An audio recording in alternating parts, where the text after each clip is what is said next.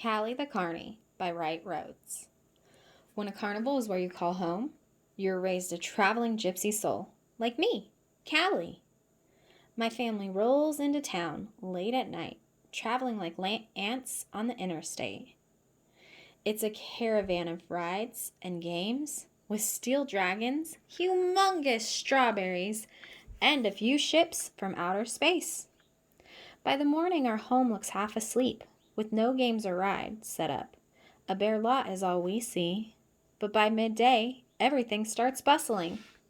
My grandpa starts putting the rides on location. He says that while he's busy working.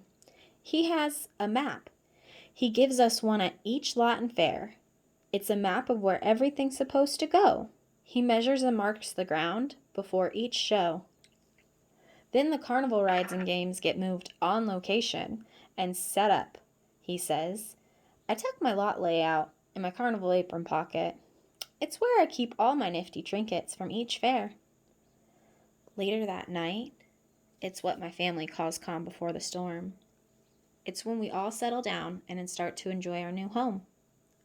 Right behind the carnival rides and office is where we stay, and we get to park our trailer by Grandma and Grandpa because we're lucky. It's all business and no play by daybreak. The generator, like a rooster, makes sure we're awake. Another day to play before any guests arrive. I get lucky. My older brother Nichols and his best friend Thinny always take me along. Getting to move the stuffies from the stock trailer is one of my favorite jobs. Our aunts always say, "You kids are a really big help." But seriously, who would turn down holding a bag of unicorns and a bag of monkeys? We all take our stock to different games. My older cousin Piper helps me by leading the way. It's another day of work. Everything is almost done. Waiting for the inspections, says Grandma, and the sugary fun, sealed with a kiss and a smile. Grandma knew that making sweets was my favorite part of the job. And tomorrow, my mom was going to let me help her in her sweet shop. Today is the last day before the fair patrons arrive. We have so much to do and so little time. From outside the office window, I follow the smell of sugary treats. It's like a trail that leads to my mommy. She is making candied and carameled apples, dipping them in delicate toppings and lining the big silver trays. I've seen her do this time and time again, but I still think it's like magic. Dipping the apple and swirling the caramel red candy coat smooth, sticking to the apple like glue. After the apples are done, my mom moves on to making cotton candy with the cotton candy machine. She is like a cotton candy queen, covered with all the sugar that is flying. She hangs the bags on the wagon ceiling till they fill the sky, looking like colorful puffy clouds floating above high. My mama's sweet shop glitters and gleams. I'm glad she let me work with her today because tomorrow they'll be too busy. The final touches after inspections was placing the stuffies and making the sweets. Then we can stand back and watch the LED legacy built by my family of Carnies. Mama tucks us in the trailer bed tight and whispers to Nickel and I hope you guys are excited to open tomorrow," sealed with a kiss goodnight. As I peer out the trailer window above the bed, I can see the carnival so quiet and still. Then the lights go off with the sound of the generator. You thought we were busy before, but this is what my family means about the calm before the storm. For the next 4 days, we share our home with thousands of faces.